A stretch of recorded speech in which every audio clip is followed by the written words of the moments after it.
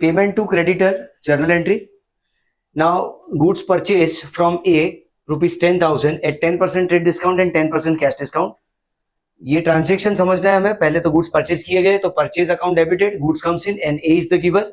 So amount will be recorded 9,000. First entry, purchase account debited to A's account 9,000.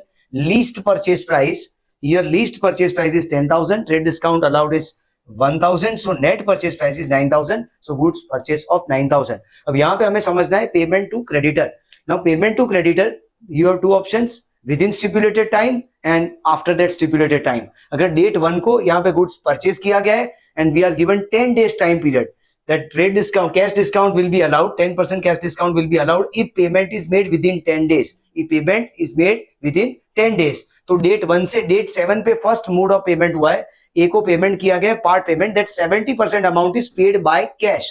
70%. सो जो total amount है यहाँ पे net purchase price 9,000, उसका 70% 6,300, 70% 6,300 ये पेएबल अमाउंट है. उसमें 10% डिस्काउंट रिसीव होगा 630. सो एक्चुअल जो अमाउंट पे किया जाएगा होगा 5670. तो नेक्स्ट एंट्री डेट 7 को आएगी. ए इज द रिसीवर, तो A's account debited to the extent of settlement amount 6,300, जिसमें से हमें डिस्काउंट रिसीव होगा 630. तो 630 is discount received and net amount 5670 will be paid by cash. So A is the receiver, A's account debited to cash goes out 5670 and discount received of 630. But first mode of payment जो था वो within that stipulated time period of 10 days था. Date 7 को pay किया गया, इसलिए यहाँ पे डिस्काउंट रिसीव हुआ.